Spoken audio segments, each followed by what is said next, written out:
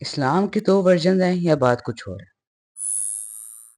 ابھی میں مخاطب مسلمان خواتین کے ساتھ خصوصی طور پہ دیکھیں پردے کی بھی ہم بات کرنے لگے ہیں۔ پردہ قرآن مجید سورۃ الاحزاب میں آتا ہے، اے نبی صلی اللہ علیہ وآلہ وسلم اب اپنی بیویوں کو، اپنی صاحبزادیوں کو اور مسلمانوں کی خواتین کو کہہ دیں کہ جب بھی وہ گھر سے باہر نکلیں تو پردہ کریں، گھر سے باہر نکلیں تو پردہ کریں، یہ قرآن نے اصول دیا ہے۔ اب میں آپ کی بات آپ کو بتاتا ہوں کہ آپ کیا کرتے ہیں۔ آپ نے فوتگی والے گھر میں جانا ہے تو پردہ کر کے جانا ہے کہ غیر محرم نہ دیکھ لے۔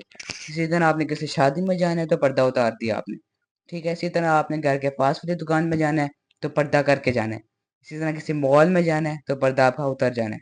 اسی طرح غربت آئی ہوئی ہے تو پردہ کرنا ہے۔ اسی طرح آپ کی غربت گئی تو آپ کا پردہ بھی گیا۔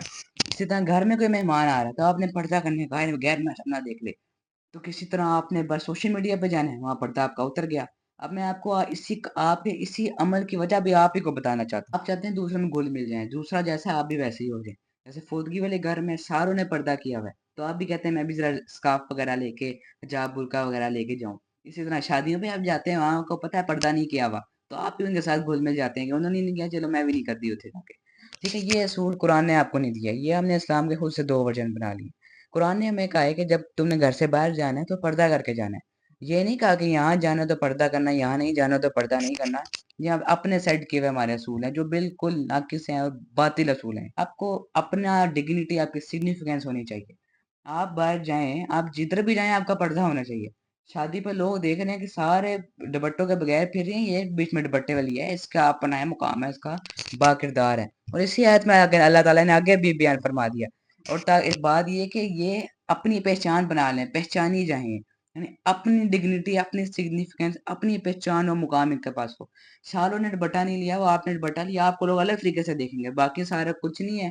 آپ کو لوگ رسپیکٹ ملے گی، آپ رسپیکٹ فل انداز میں جانے جائیں گے۔ تو میں آپ کو یہ کہہ رہا ہوں کہ آپ اپنے دوسروں سے ڈر کے کیوں اب کرنا چاہ رہے ہیں کہ اگلے نے نہیں کیا میں بھی نہیں پردہ کرتا۔ تو حضور صلی اللہ علیہ وآلہ وسلم کے زمانے میں بیٹیوں کو زندہ دفنایا جاتا تھا تو حضور نے اسٹینڈ لیا، حضور نے ظلم کے خلاف اسٹینڈ لیا۔ سارے انبیاء اکیلے تھے، ان کے ساتھ کوئی نہیں تھا، انہوں نے اسٹینڈ لیا۔ صحابہ کہف تھے، ان کی پورا قوم بادشاہ سارے غلط راستے پہ تھے، انہوں نے اسٹینڈ لیا۔ تو شادیوں پہ، بازاروں میں، اس طرح مالز میں سارے اتنا پھر رہے ہیں تو آپ ان میں گھل مل نہیں جائیں گے، آپ اپنا اسٹینڈ لیں گے۔ آپ نے اپنی پہچان اپنی بنانی ہے، آپ نے قرآن کے اصولوں کو فالو کرنا ہے، آپ نے مؤمنین کی خواتین میں اپنا شمار کرنا ہے۔ تو میرا آپ سے یہی پیغام ہے کہ اسلام کے دوہرے معیار کو چھوڑیں، ایک معیار جو قرآن نے دیا اس کو فالو کریں۔ سارے غلط ہے تو آپ بیچ میں ٹھیک ہونے چاہیے، سارے غلط راستے پہ تو آپ سیدھے راستے پہ بیچ میں ہونے چاہیے۔ یہ میری آپ سے ریکویسٹ تھی، میری ویڈیو کو سن کے اس کو غور کریے گا۔